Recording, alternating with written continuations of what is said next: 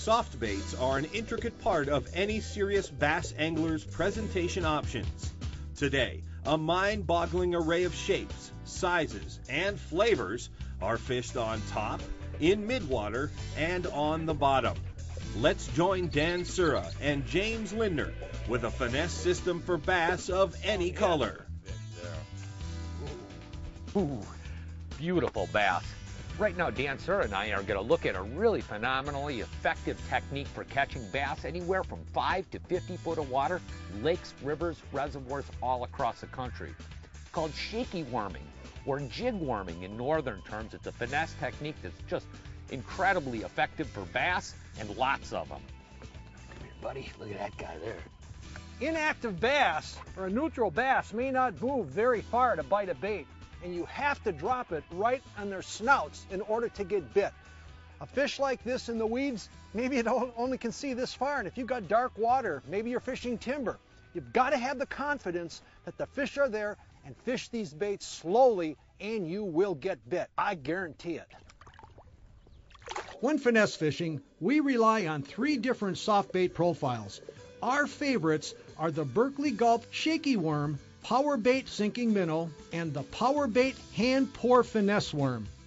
These soft, thin-bodied baits have subtle action, and their limited movement is the key to catching bass that just don't want to bite. This is one of those fishing situations tailor-made for scent and flavor-impregnated soft baits like Berkeley Gulp and Power Bait. To maximize their effectiveness, leave the bait sit stationary and allow the scent to disperse into the water.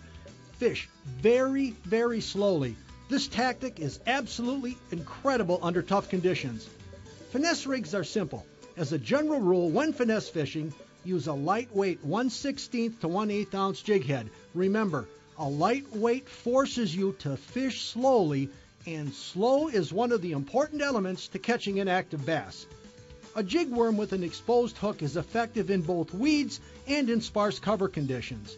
However, when fishing wood and brush, a Texas rig jig will minimize snagging.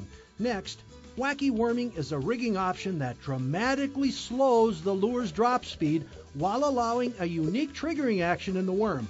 Finally, with each of these presentations, it's usually best to position the bait on the bottom, then shake the rod tip. This shaking motion imparts a quivering action into the soft bait that fish simply can't resist. There he is. Big one? Yeah. I told you, Mr. Sura, right on the trend. Right on the money, James. Yeah, that's a big boy there. Come here, buddy. Ooh, I just lost Look at one. that.